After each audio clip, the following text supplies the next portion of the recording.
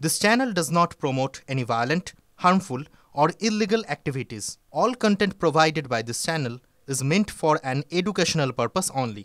Top quality और consistent performance के लिए सिर्फ सिल्वर पंप नाम याद रखना। বঙ্গোপসাগরে গভীর নিম্নচাপের রক্তচক্ষু আজ সুন্দরবন হয়ে বাংলায় ঢুকবে গভীর নিম্নচাপ। কলকাতা থেকে 170 কিলোমিটার দূরে এই মুহূর্তে গভীর নিম্নচাপ। সাগরদ্বীপ থেকে নিম্নচাপের দূরত্ব 150 কিলোমিটার।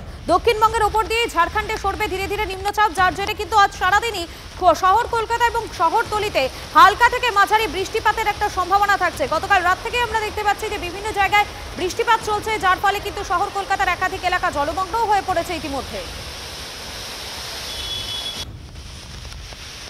নিম্নচাপের জেরে ফের দুর্যোগ দক্ষিণবঙ্গে। আজও গোটা দক্ষিণবঙ্গে ভারী বৃষ্টির পূর্বাভাস। ভারী বৃষ্টির আশঙ্কা কলকাতা এবং শহরতলিতেও। চরম ভারী বৃষ্টির লাল সতর্কতা পশ্চিম মেদিনীপুর, বাঁকুড়ায়। আমাদের সঙ্গে রয়েছেন আমাদের প্রতিনিধি কমলেশ রয়েছেন। কমলেশ, আবহাওয়া দপ্তর সূত্র মারফত আর কি আপডেট রয়েছে?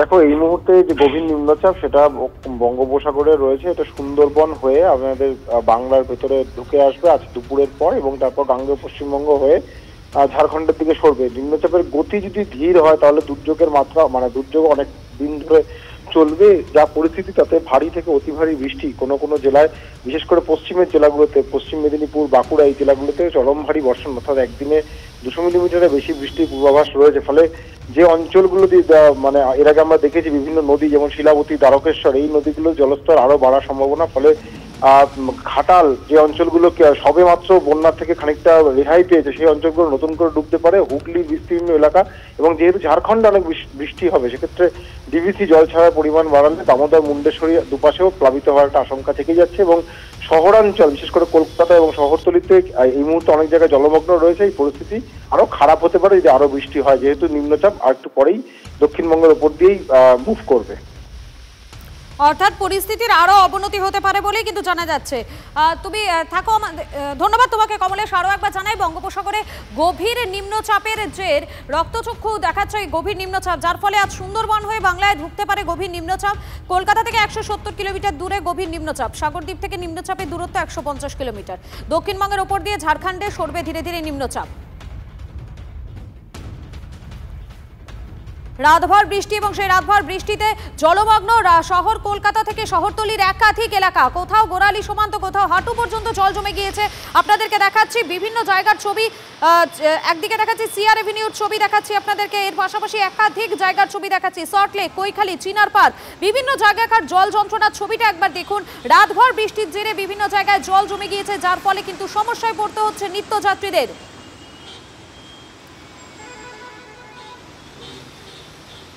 বিভিন্ন জায়গার ছবি যেমন দেখাচ্ছি আপনাদেরকে, এই মুহূর্তে আরো একটি ছবি আপনাদেরকে দেখাবো, যে ছবিটা দেখার পর আমার আপনার পরিচিত রাস্তাটা যে একেবারে বদলে গেছে সেটা বলাই বাহুল্য। হাটকোমরের ছবিটা কেমন দেখুন একবার।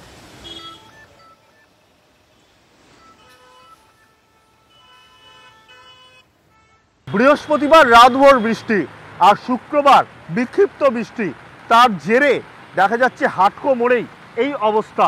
একদিকে গাছ পড়ে যে গাড়ি চলছে সেই গাড়ি চলতে অসুবিধা হচ্ছে, অন্যদিকে জলমগ্ন পরিস্থিতি।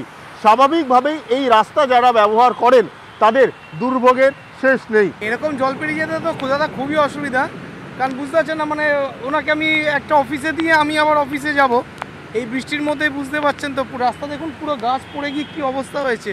কাজে কর্মে যাওয়াটা খুব অসুবিধা হয়। হ্যাঁ, রাত্রিবেলা এতটাই বৃষ্টি হয়েছে যার ফলে এরকম হয়ে গেছে। ইএসআই হাসপাতাল থেকে হাটকো মোড় পর্যন্ত অনেকটাই জল এবং তার মধ্যে গাছ পড়ে গাড়ির যাতায়াতে আরও অসুবিধা হয়েছে। যারা সাধারণ মানুষ তারা বলছেন জল এখানে জমে, কিন্তু বৃহস্পতিবার রাত্রে অত্যাধিক মাত্রায় বৃষ্টি হওয়ায় অসুবিধা হচ্ছে। আর শুক্রবার এই বৃষ্টি আরও আশঙ্কা তৈরি করছে যে জলমগ্ন পরিস্থিতির চিত্র আরও প্রকট হবে। স্বাভাবিকভাবেই সাধারণ মানুষের দুর্ভোগ যে বাড়বে তা বলাই বাহুল্য। ক্যামেরায় সূর্যেন্দুর সঙ্গে সুশোভন, TV9 বাংলা।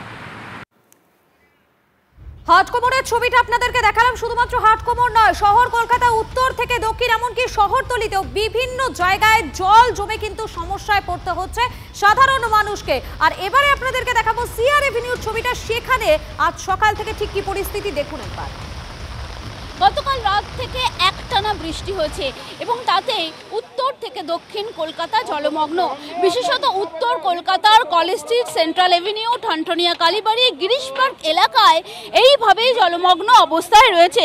একেবারে সাত সকালে স্কুল পড়ুয়ারা তারা স্কুলে যাচ্ছে, নিত্যযাত্রী যারা রয়েছে, যারা কাজে বেরোচ্ছেন, খুব স্বাভাবিকভাবেই তাদেরকে কিন্তু চরম ভোগান্তির শিকার হতে হচ্ছে। তবে সকালের দিকে এখনো পর্যন্ত পুরসভার তরফে নিকাশির যে ব্যবস্থা, অর্থাৎ পাম্প বসিয়ে যে নিকাশি ব্যবস্থা করা হয়, সেটা কিন্তু এখনো পর্যন্ত চোখে পড়ছে না। বিভিন্ন জায়গাতে স্কুল পড়ুয়া যারা রয়েছেন তারা কিন্তু অসুবিধার মধ্যে পড়ছে। রাস্তায় জল জমে রয়েছে, জলমগ্ন অবস্থায় রয়েছে।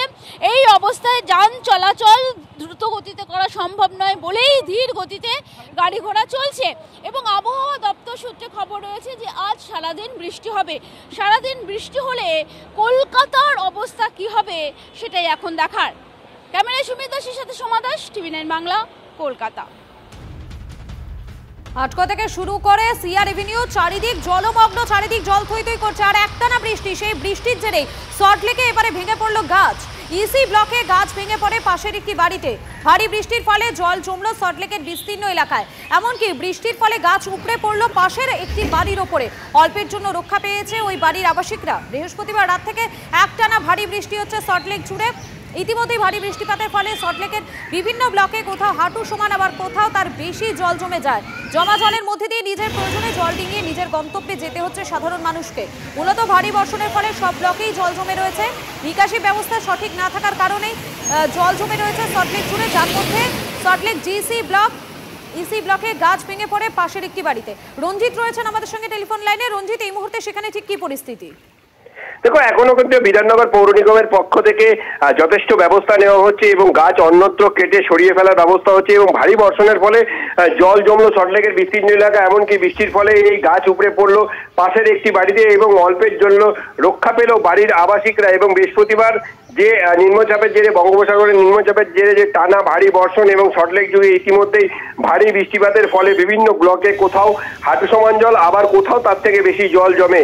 এবং সেই জমা জলের মধ্যে দিয়ে প্রয়োজনে জল ডিঙিয়ে গিয়ে গন্তব্যস্থলে পৌঁছতে হচ্ছে সাধারণ এবং স্থানীয় বাসিন্দাদের। সাধারণ মানুষদের মূলত ভারী বর্ষণের ফলেই সব ব্লকেই জল জমেছে এবং নিকাশি ব্যবস্থার যে কঙ্কালসার চেহারা তা একেবারেই পরিলক্ষিত। এবং সল্টলেক জুড়ে, যার মধ্যে সল্টলেকের GC block, EC block, Shrabani, প্রত্যেকটি ব্লকে কিন্তু জমা জলের একই চিত্র, অর্থাৎ চরম ভোগান্তির মধ্যে সল্টলেকের বাসিন্দারা।